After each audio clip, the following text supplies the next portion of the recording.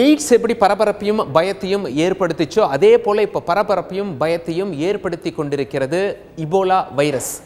ஏன் அப்படின்னா இதுக்கு தடுப்பு மருந்தும் கிடையாது, வந்துட்டா இதை குணப்படுத்த மருந்தும் கிடையாது. இபோலா வைரஸால் எத்தனை பேர் தான் உயிரிழந்திருக்காங்க அப்படின்னா 1000 பேருடைய உயிரை குடித்திருக்கிறது இது வரைக்கும். ஆப்பிரிக்க கண்டத்தில் 4 நாடுகள் இதால் பாதிக்கப்பட்டிருக்கு. அந்த பாதிக்கப்பட்ட பகுதியில் 45,000 இந்தியர்கள் வசிக்கிறாங்க. ஒருவேளை அந்த இந்தியர்கள் இந்தியாவிலேயும் இந்த இபோலா வைரஸோட எச்சரிக்கை விடப்பட்டுள்ளது. இது வரைக்கும் யாருக்கும் இல்லை, பட் வந்துடக்கூடாது அப்படிங்கிறதால அந்த எச்சரிக்கை விடப்பட்டிருக்கு.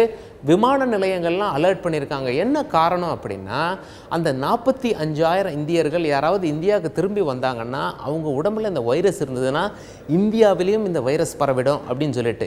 ஏன் அப்படின்னா ஏன் பயப்படுறாங்க அப்படின்னா 2 பேருக்கு உடம்புள்ள இந்த இபோலா வைரஸ் வந்தது அப்படின்னா ஒருவர் நிச்சயமாக மரணம் அடைவார் அப்படிங்கிறது தான் இதோட மரண சதவிகிதம், அதாவது 50% அப்படின்னு சொல்லி சொல்கிறாங்க. இதனால தான் பயப்படுறாங்க.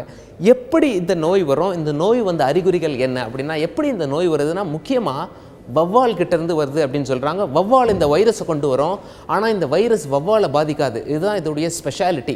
வவ்வால் ஏதாவது ஒரு பழத்தை சாப்பிட்டு போட்டுதுன்னா அந்த பழத்தை ஒரு குரங்கு எடுத்து சாப்பிட்டுச்சுன்னா அந்த குரங்குக்கும் வரும். முக்கியமாக வவ்வால், குரங்கு மற்றும் பன்றி இது 3கிட்டையும் ரொம்ப உஷாராக இருக்கணும் அப்படின்னு சொல்லி சொல்கிறாங்க. இது 3 தான் வைரஸ் தொற்றுவதுக்கு முக்கிய காரணம். அது மட்டும் இல்லை, ஒன்ஸ் மனிதர்களுக்கு வந்துருச்சுன்னா மனிதர்களிலிருந்து மனிதர்களுக்கு எளிதாக பரவக்கூடும்.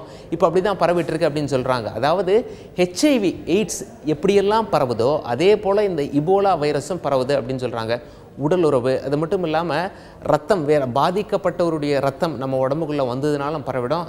காற்று மூலியமாக இதுவரைக்கும் பரவலை அப்படிங்கிறது ரொம்ப சந்தோஷமான விஷயம் அப்படின்னு சொல்லிட்டு நிறைய எக்ஸ்பர்ட்ஸ் எல்லாம் சொல்லியிருக்காங்க. வந்ததுங்கிற அறிகுறி எப்படி அப்படின்னா முதல்ல ஜுரம் மாதிரி தான் வரும், பட் உள்ளுக்குள்ளே கொஞ்சம் கொஞ்சமாக லிவரையும் கிட்னியும் இது தாக்கிடும். அது மட்டும் இல்லை, இரத்த கசிவு உள்ளேயும் வெளியவும் ஏற்படும், உயிரிழப்பு நேரிடும். அதனால் இந்தியாவில் இப்பொழுதுக்கு ஒரே ஒரு கேஸ் கூட இல்லை அப்படிங்கிறது ரொம்ப தெளிவாக சொல்லியிருந்தாலும் இந்தியாவில் இபோலா வைரஸ் குறித்து எச்சரிக்கை விடப்பட்டுள்ளது.